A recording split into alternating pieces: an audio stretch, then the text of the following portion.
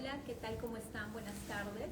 Mi nombre es Yulisa Guevara, soy médico gastroenteróloga del staff de la Clínica San Felipe y el día de hoy queremos tener un conversatorio en el que ustedes participen, nos hagan todas sus interrogantes, lograr aclararles las dudas sobre una patología muy frecuente, anorexia y bulimia, sobre todo en la población joven, ¿no?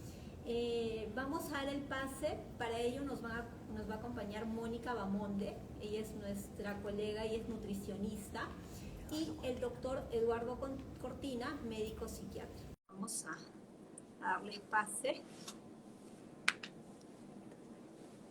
Me gustaría que durante la intervención ustedes vayan dejando algunas preguntas si es que las tuviesen. Hola Mónica, ¿qué tal? ¿Cómo estás?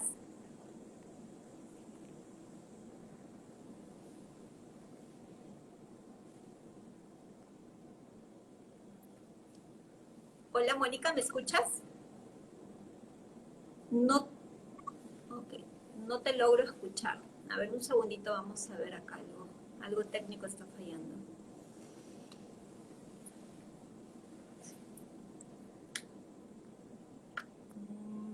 No te logro escuchar, a ver un segundo.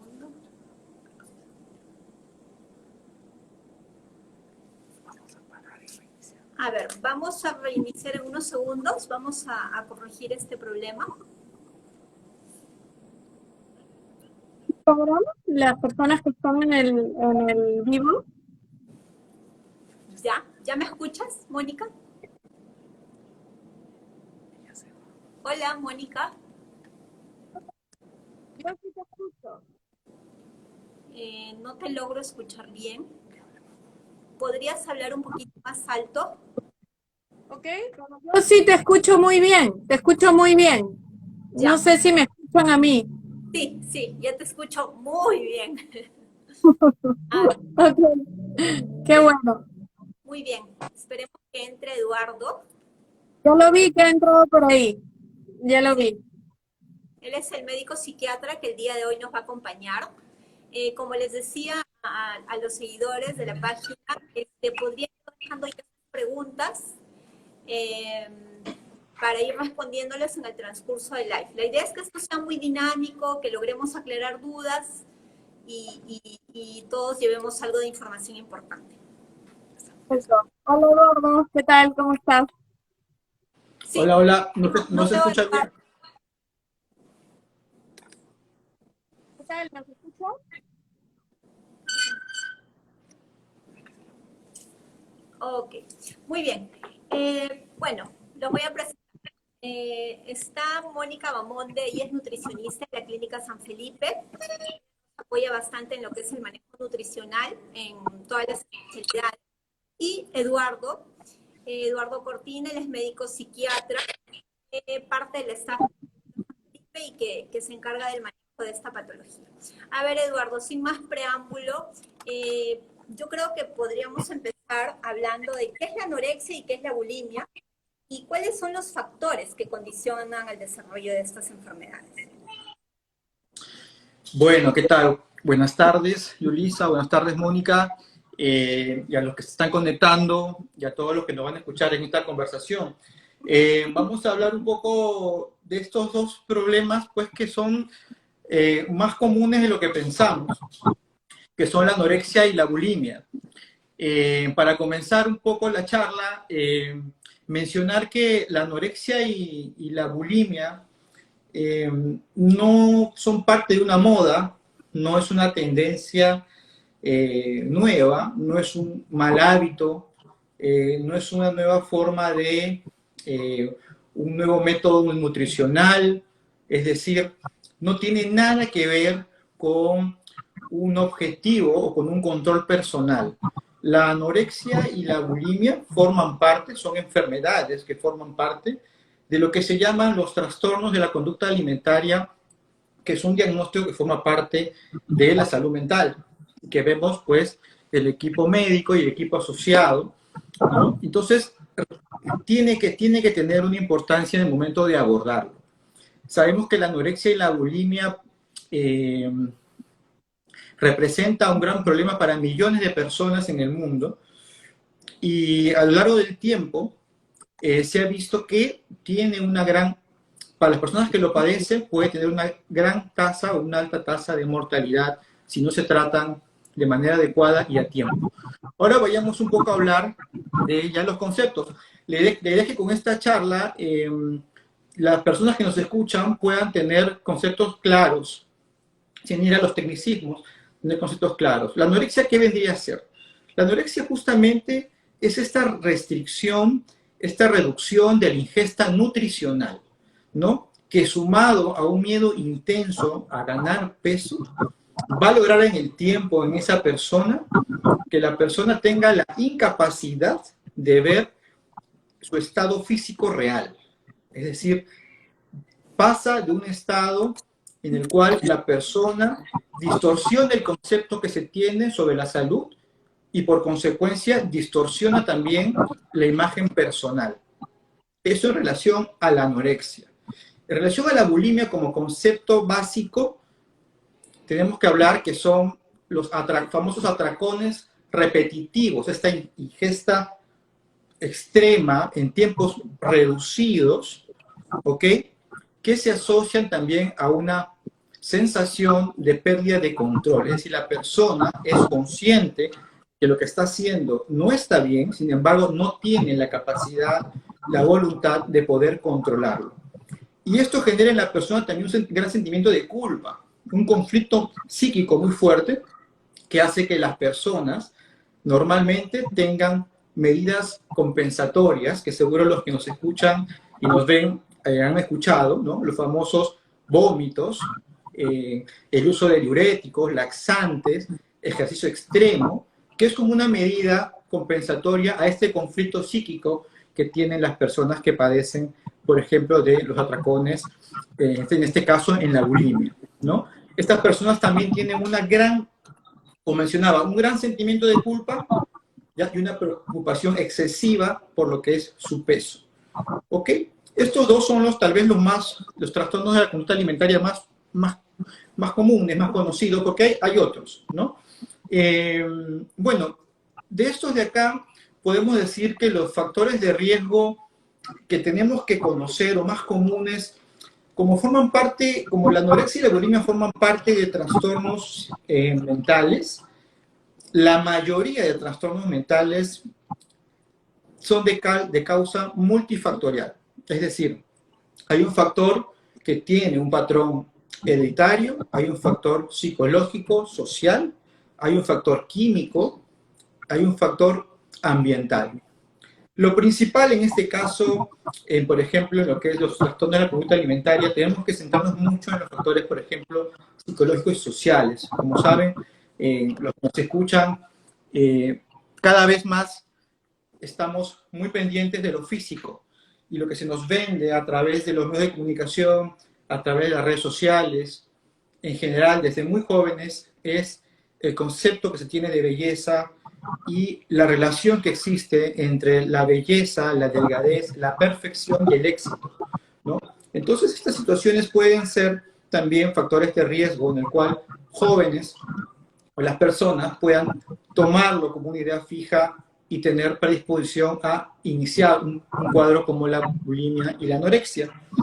También, por ejemplo, desde el punto de vista psicológico y social, familiar, normalmente las personas que tienen esos trastornos tienen como historial que son personas que han venido de familias, en muchos casos, disfuncionales, ¿no?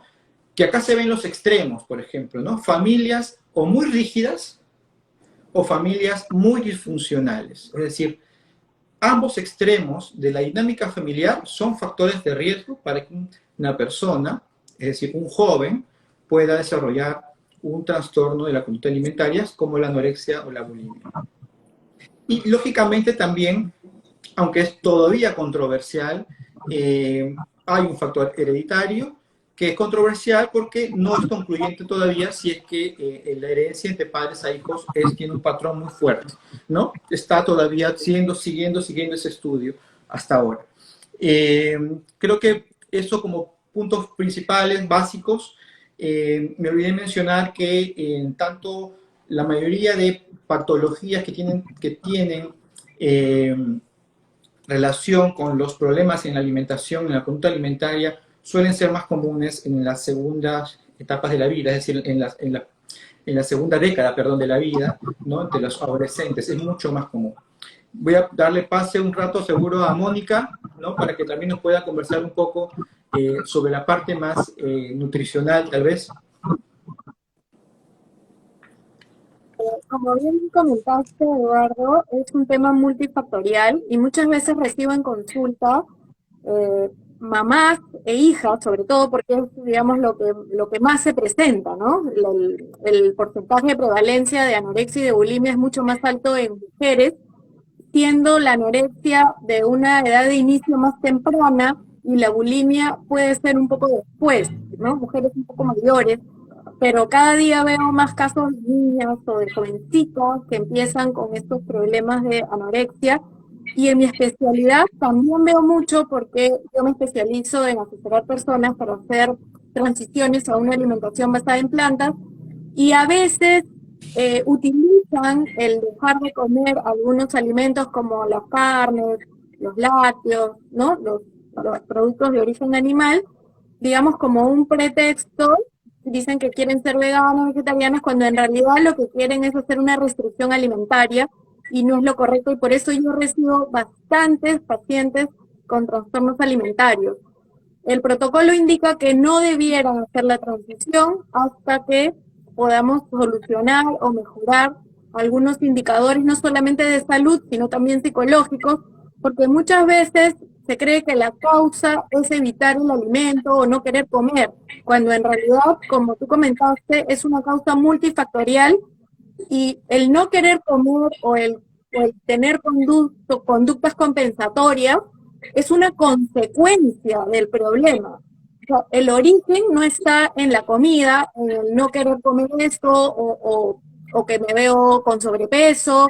Ese no es el origen. Hay que ir más atrás y por eso es tan importante el papel del psiquiatra y de otras especialidades que vamos a conversar después para poder ayudar, porque para poder ayudar a un paciente siempre tenemos que ir a la causa. Si no se soluciona la causa, esto solamente van a ser temas paliativos, ¿no? Que son importantes, como por ejemplo la función también del gastroenterólogo que ahora nos va a comentar la doctora Guevara, porque hay pues consecuencias a nivel gástrico por las restricciones. ¿Qué nos puedes comentar sobre esto, Yuli? Muy bien, Mónica, sí es cierto, ¿no? O sea, en la parte, tanto la anorexia como la bulimia pueden tener consecuencias en diferentes órganos y el que no está exento de ellos es el tubo digestivo. Ahora, nosotros como gastroenterólogos también tenemos una función importante de detectar precozmente esas conductas o esos síntomas o esas patologías que ya nos inducen a pensar de que este paciente es susceptible a desarrollar este trastorno o que ya lo tiene de repente de una forma sutil.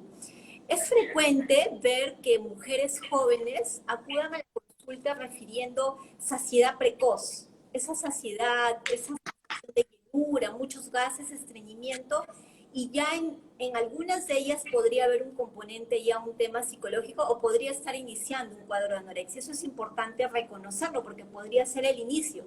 Y más bien nosotros, los gastroenterólogos, de repente erróneamente y por no pensar en esa condición, podremos incluso ser hasta restrictivos, ¿no? De repente restringirle ciertos alimentos que son los que más le generan las molestias, etcétera, y en vez de generar un beneficio podríamos perjudicar a esta paciente. Eso es algo importante que hay que saberlo. Eso es en el antes o en el durante. Sin embargo, también cuando los pacientes ya retoman o están ya en terapia, en rehabilitación, llamémosle así, pueden pasar algunos efectos adversos, ¿no? Algunos grados de hepatitis, porque el hígado empieza otra vez a funcionar, puede haber vómitos, porque se llena muy rápido el estómago, estreñimientos severos, muchos gases. Eso es algo que también hay que reconocer. Dentro de los otros efectos que propiamente puede dar específicamente la bulimia es vómitos persistentes, incluso con sangrados o con daño esofágico severo, daño a nivel del esmalte dentario, daño a nivel de las gingivas, ¿no? Pero estos ya prácticamente son manifestaciones en una parte del organismo de algo más, como tú dices, que hay que ir a la raíz, ¿no? Ese es el tema y yo creo, y como en la mayoría de patologías hay que saber detectarlo de forma precoz, ¿no? y con un manejo Pero hay multidisciplinario. un tema que quisiera comentar, que también es que lo veo bastante en consulta, por ejemplo, con conductas compensatorias, que no solamente son los vómitos, sino también una toma excesiva de laxantes y que conlleva como consecuencia a un estreñimiento crónico persistente que definitivamente necesita que sea puesto un tema bastante coordinado entre todos los especialistas, porque ¿cómo normalmente se soluciona un tema de estreñimiento crónico? Es dando laxantes.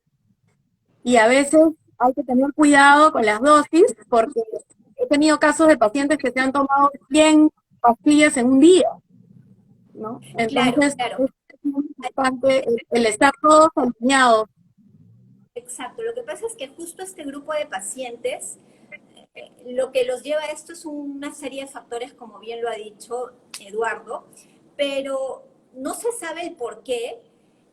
Los pacientes suelen tener estreñimientos severos. Podría ser por una cuestión de neurotransmisores, una debilidad de musculatura, la falta de nutrición, etcétera, pero en ellos justamente existe este estreñimiento que puede ser muchas veces severo y refractario, ¿no? Entonces, allí es donde como que hay que no ir ni para un lado ni para el otro, hay que tener el manejo al costado con el psiquiatra, el psicoterapeuta y bueno, nutrición que siempre es de gran apoyo en estos casos, ¿no?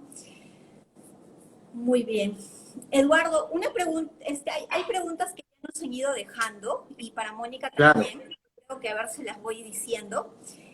Nos preguntan, ¿cómo reconocer a un familiar con bulimia? Tú, Eduardo, en tu Bueno, consultorio, es una ¿cómo lo excelente. reconoces? Y tú, Mónica, a ver. Sí, sí. Bueno, voy a responder esta parte que creo que es la que puedo responder ahora. Es muy importante la familia, ¿no? La familia, los hermanos, o sea, los padres, los hermanos, o la persona que esté encargada del joven, si fuera el caso, de que tiene una sospecha de un trastorno alimentario, sea bulimia, anorexia, ambos, ¿no? Siempre cuando hay una alteración de los hábitos, ¿no? Es decir, la persona, vamos a poner el ejemplo, una chica de 14 años, 15 años, que pues de un momento a otro o de manera progresiva se salta las comidas, ¿no? O sea, no almuerza, ¿no? O sea, en un momento a otro deja de almorzar, solamente cena, y pasan los días, ya deja de cenar, ¿no? O cena en su cuarto, ¿no? Entonces empieza a cambiar la persona, vamos a hablar de los jóvenes, que esta vez la población más común, sus hábitos, ¿no? Entonces los padres cumplen un rol muy importante, pues tienen que dar cuenta que algo está pasando con sus hijos.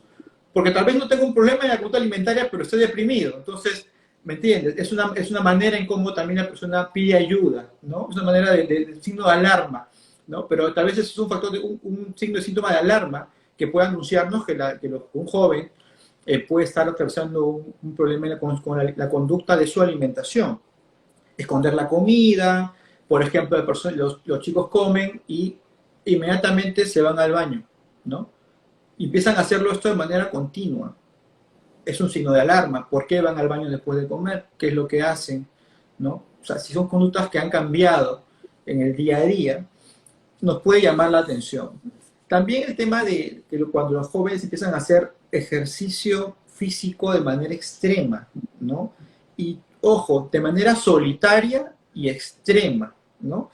Entonces eso también nos puede llamar la atención. Extrema estamos hablando de 2 horas, 3 horas diarias, ¿no? Y justo a veces tiene mucha relación con los momentos de comida. Comen, pasan muy poco tiempo y empiezan a hacer ejercicio.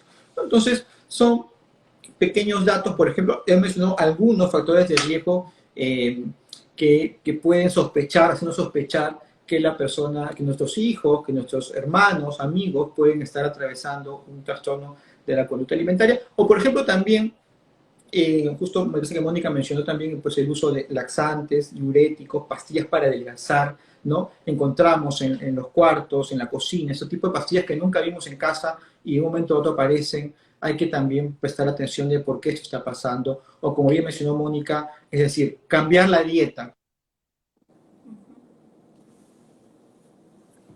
Eh,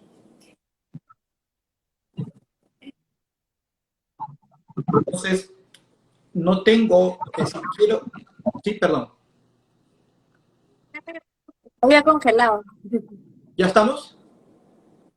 sí, Sí. Ya, perdón. Ok. Como estaba mencionando lo que Mónica había hecho referencia, que era muy importante, ¿no? La persona quiere tener un nuevo régimen de alimentación, pero lo hace por su cuenta, ¿no? Y quiere comer, por ejemplo, más verduras, pero no tiene en la mente que tiene que alimentarse con carbohidratos, proteínas, grasas. Entonces, no acude a un especialista, en el caso de Mónica, por ejemplo, para que lo pueda ayudar en ese camino, ¿no? Entonces son decisiones que se toman sin sugerencia, también preocuparnos, son signos de alarma, ¿no? Y tal vez algo que también yo veo mucho es que a los jóvenes, que los padres me han comentado, es que, por ejemplo, me dicen, mira, mi hija, cuando vamos a la playa, se molesta.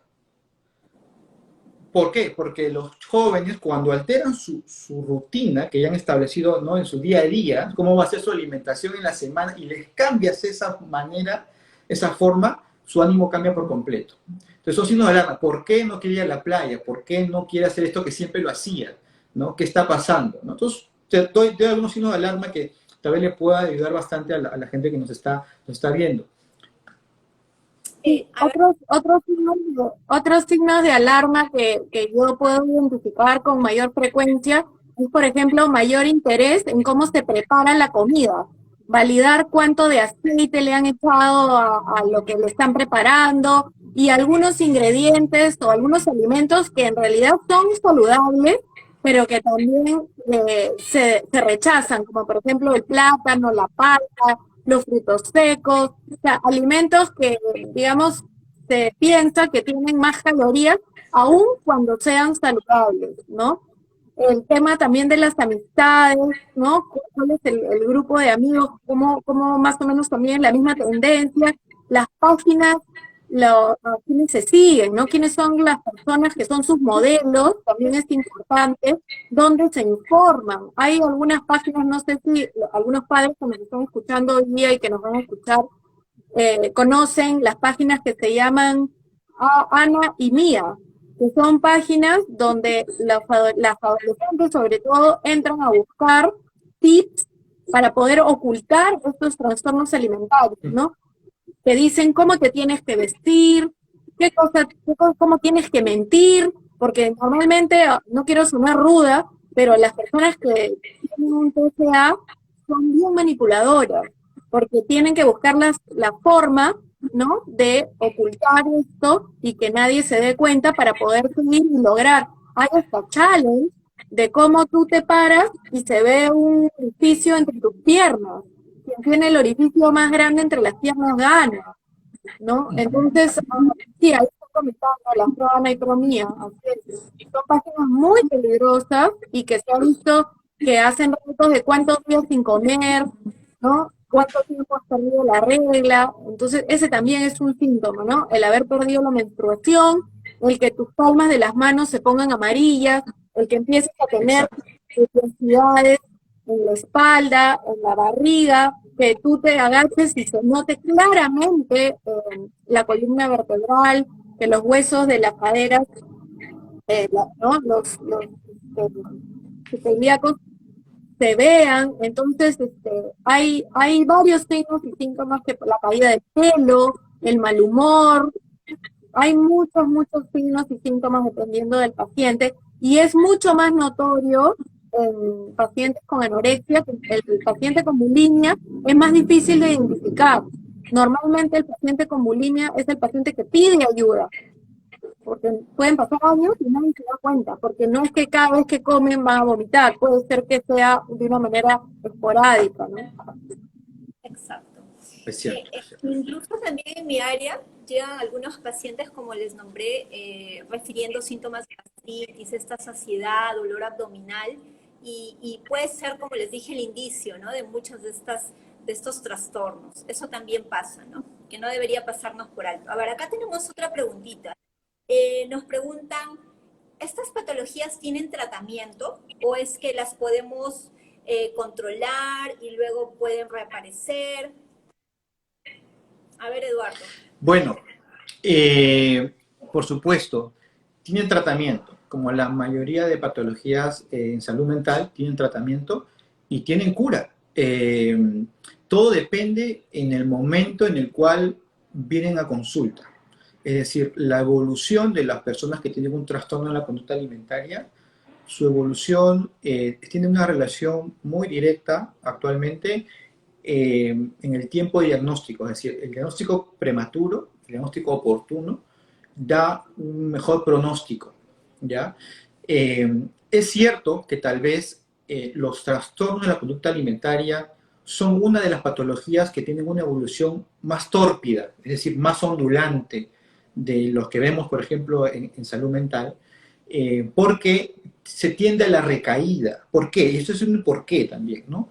Porque normalmente, como mencionaban Yulisa y Mónica, son patologías que parten de bases sociales, familiares, psicológicas muy difíciles, inestables. Entonces, la evolución normalmente de estos pacientes depende de esa base, depende de la familia también, depende del entorno. Entonces, cuando el entorno no es tan favorable, la evolución se hace tórpida.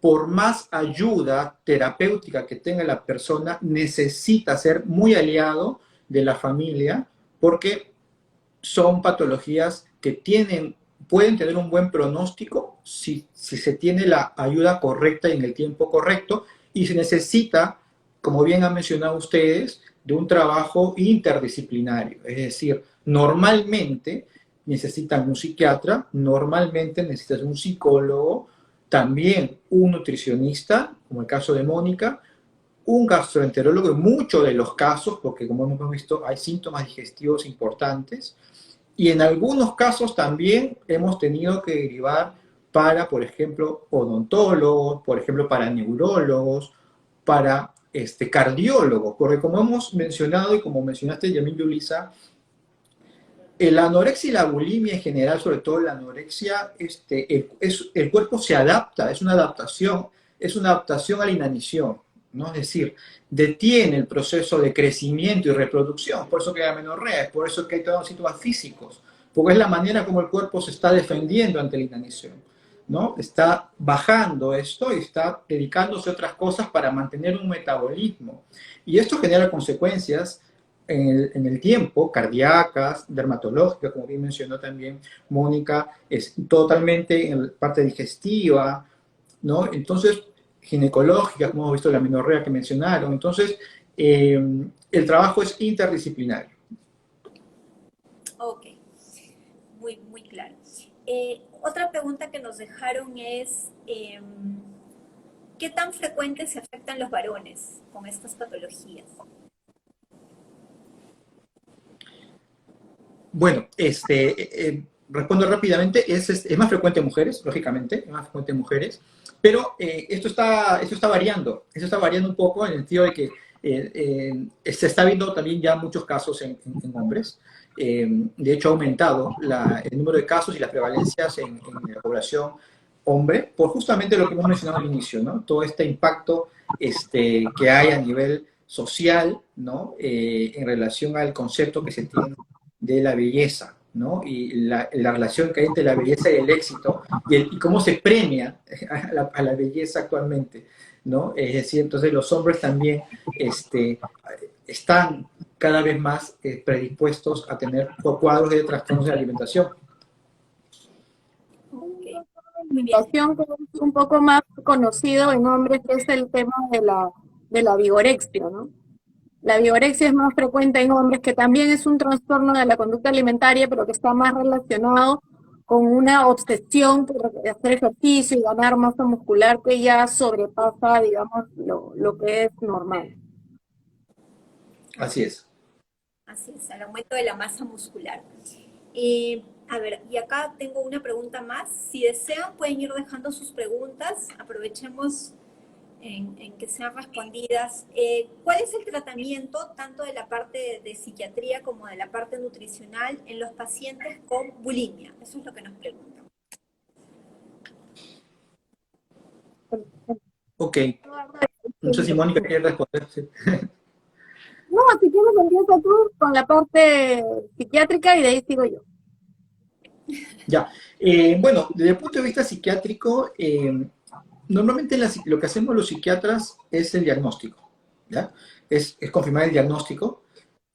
siempre llegan a la consulta las sospechas o, bueno, ya los diagnósticos prácticamente declarados de que empiezan a contar la historia y hacer el diagnóstico. Luego hacer un plan de trabajo, ¿ok? Porque los trastornos de la conducta alimentaria en la psiquiatría son uno de los trastornos en los cuales los psiquiatras hacemos menos, en el sentido de que hacemos menos a nivel farmacológico, ¿no? ¿Por qué? Porque normalmente la parte farmacológica en los trastornos de la conducta alimentaria tiene mucho que ver con los síntomas, es decir, tratamos más no la base del trastorno, sino los síntomas. Cuando vemos que hay comorbilidades como la depresión o la ansiedad, tratamos estos síntomas para que puedan mejorar y que la persona pueda llevar bien una psicoterapia y una terapia nutricional, porque el rol fundamental o el protagónico lo va a tomar normalmente el psicoterapeuta, que en este caso lo que se ha visto, que está más estudiado por lo menos, es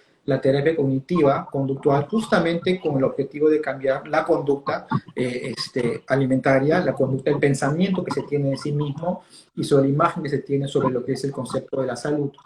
Y tanto la psicoterapia como el nutricionista, en mi experiencia y en lo que yo conozco de este tema, el nutricionista y el psicólogo cumplen un rol principal.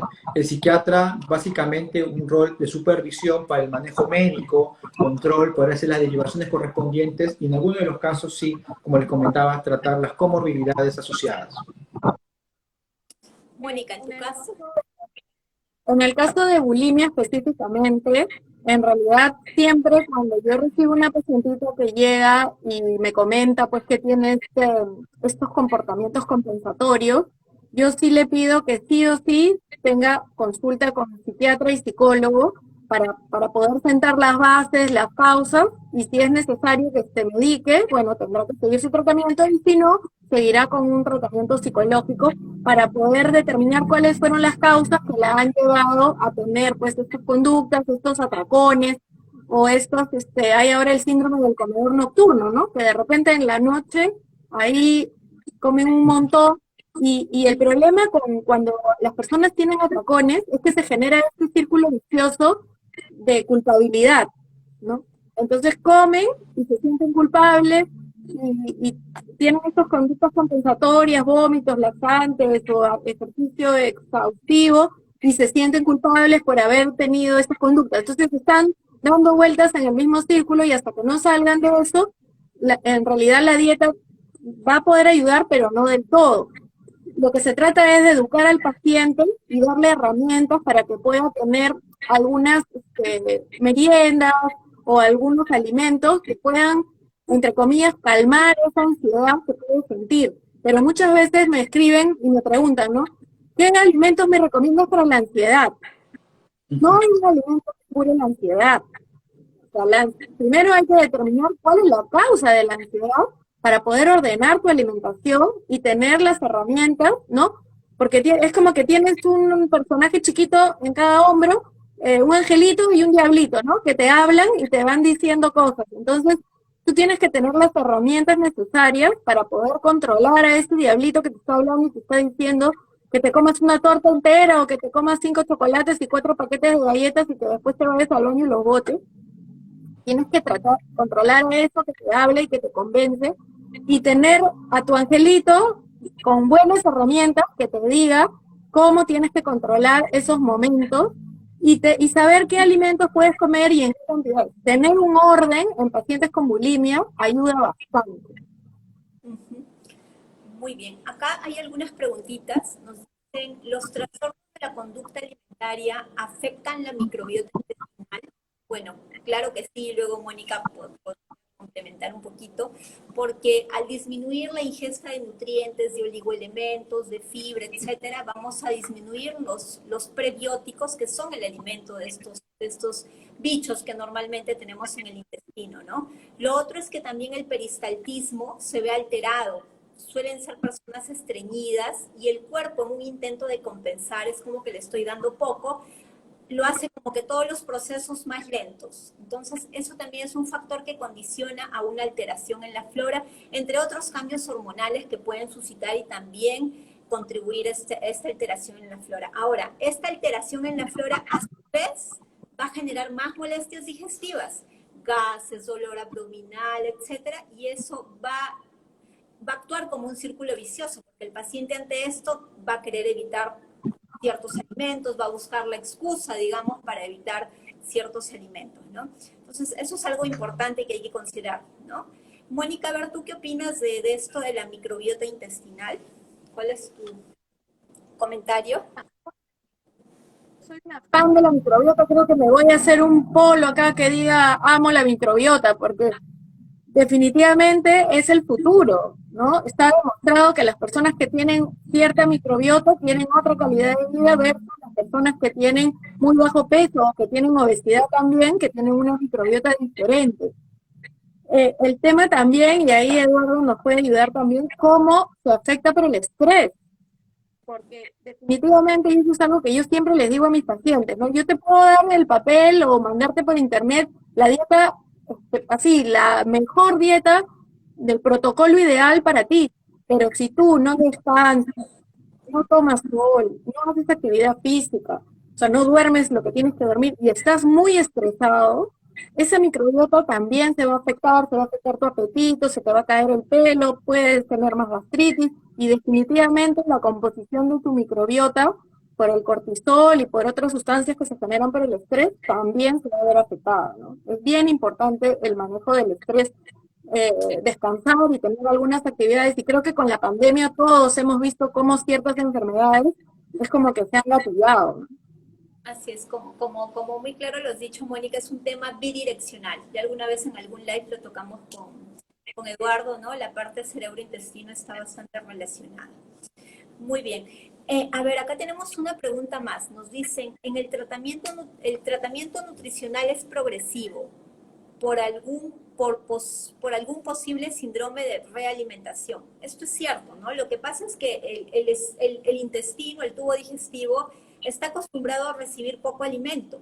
Entonces, cuando empezamos a darle más carga de calorías, más volumen, puede haber incluso, se ha visto al inicio en algunos casos extremos, una gran distensión gástrica, incluso hasta ruptura en casos ya anecdóticos, pero puede haber estreñimiento, puede haber dolor abdominal, distensión, y además podría haber incluso cuadros de hepatitis, porque ese hígado empieza a trabajar más de lo que no tenía tanto trabajo previamente y también puede empezar a alterar el perfil hepático, ¿no? Entonces, sí es cierto, hay que ir por eso con mucha cautela en esta fase ya de rehabilitación de estos pacientes, ¿no? Y ahí hay un tema con los padres, porque los padres esperan que cuando tú les mandes el plan a sus hijas, les pongas pues un montón de comida de inicio, porque es totalmente comprensible que están preocupados porque no comen y esperan pues, porque la típica pregunta es, ¿en cuánto tiempo se va a recuperar, no? Y esto toma tiempo, o sea, no es tan rápido. Primero hay que ver todo el tema emocional, que es el que más tiempo demora, y de ahí ir aumentando, yo diría por dos motivos bien importantes, lo que tú comentaste, Yuli, de la parte fisiológica y también la parte de que tienes que hacer un buen match con tu paciente. Tienes que ir trabajando de alimentos de poco a poco, ir aumentando las cantidades y los tipos de alimentos, porque si tú en el primer plan alimentario le pones todos los alimentos a los que le tiene miedo, no, olvídate, eso es un fracaso. Tienes que ir de poco a poco, ganándote la confianza de tu paciente e ir aumentando porque va a tener malestar si le das mucha cantidad y porque va a generar un rechazo. Y eso es bien importante que los papis lo tengan bien en claro, porque a veces por la preocupación los invitan a comer a la calle o les piden comida y les piden pues pollo a la brasa con papas fritas, mayonesa o chaufa, un montón de comidas que les generan o sea, no entienden el grado de terror que puede sentir un paciente ante esta comida, ¿no? Así es. Muy bien, gracias chicos. No tenemos más preguntas, pero si es que hubiera alguna adicional la podrían dejar y luego les podemos contestar. Ya para cerrar me gustaría hacer una conclusión, ¿no? Estas patologías son muy frecuentes, incluso mucho más de lo que a veces creemos. Pueden tener un grado muy sutil, de repente ya un grado muy severo en los que dejamos que progrese. Tiene una causa multifactorial, como muy claro nos lo dijo Eduardo, así como la mayoría de patologías mentales. Y bueno, acá es importante el manejo conjunto, nutricionistas, psiquiatras, psicoterapia, en algunos casos los especialistas como gastroenterólogos, de acuerdo a las complicaciones que puedan tener estos pacientes. Y yo creo que aquí es muy, pero muy importante que los padres, nosotros los adultos, aprendamos a reconocer de forma precoz qué cambios hay en la conducta que nos pueden orientar a pensar que ese niño, ese joven, puede tener un trastorno de la alimentación en el futuro. Y no, lo otro que vemos mucho es, como dijeron ustedes, ¿no? En las redes, el vanagloriar o el tomar como éxito la belleza, la delgadez, etcétera, eso en la actualidad no nos ayuda mucho en este grupo de pacientes. Si ustedes quisieran acotar algo un poquito más, Eduardo, Mónica. Bueno, sí. Como bien mencionaste, Yulisa, que a quienes nos escuchan, que les quede muy claro, ¿no? Que esto no es una moda, no es un estilo de vida, son enfermedades que hay que tratarlas de manera oportuna, tienen un tratamiento, tienen una cura, depende mucho en el momento en el cual se abordan, y que el tratamiento está basado principalmente, creo que en algunos pilares importantes, como por ejemplo es regresar a un peso saludable, ¿no? A un estado nutricional saludable como lo principal. Segundo es psicoeducar a la familia que el proceso del tratamiento es un proceso tórpido, de largo aliento, pero que si se lleva de manera adecuada tiene un cierre. Tercero, como mencionaste, Yulisa, que el trabajo es interdisciplinario, mejor dicho, interdisciplinario, y en el cual la familia es muy importante para la evolución de estos pacientes. Y bueno, yo creo que hay cosas se podría hablar mucho más del tema, pero creo que hemos tratado de dar las principales cosas que son los tips que la gente necesita. Mónica, ¿algún tip Yo, adicional para cerrar este live? sí, yo quería comentar quería comentar para cerrar, antes de agradecer, es que no crean que esto es culpa de alguien, porque muchas veces en consulta empiezan el tema de las culpas y entre los padres y la persona que sufre el trastorno alimentario se sienten culpables o se echan la culpa. Esto es una enfermedad que tiene tratamiento y que tiene cura, y como bien ustedes lo mencionaron, mientras antes se identifique va a ser mejor. Y que no piensen que llevando a un nutricionista a la persona que sufre el trastorno alimentario ya está solucionado el tema, porque hay otros especialistas que tienen que ver a la paciente. Lo otro es agradecerles a ustedes por compartir tanto conocimiento, agradecer a la clínica por brindar estos espacios de educación que permiten que se difunda tanto conocimiento para los pacientes y para que puedan identificar cómo pueden ayudar a un familiar o si hay alguien aquí que padece de un trastorno alimentario, que no nos tenga miedo y que nosotros los nutricionistas tampoco es que los queremos engordar, ¿no? Sino que los queremos ayudar a llegar a un peso saludable, ¿no? No tengan miedo, que los especialistas están siempre para ayudarlos. Muchas gracias a ustedes, muchas gracias también a los que nos han estado escuchando el día de hoy, espero que nos veamos muy pronto. Muy bien. Gracias, gracias. Aquí a los doctores y nutricionistas, al doctor Eduardo Cortina a través de su página de Instagram, doctor Cortina, a Mónica Bamonte, una excelente nutricionista, a través de la página TNU3, y bueno, a mí a través de doctora Yulisa Guevara Gastroenterología. Ha sido un gusto, esperemos seguir dándoles una información adicional y que tengan un lindo día. Buenas noches.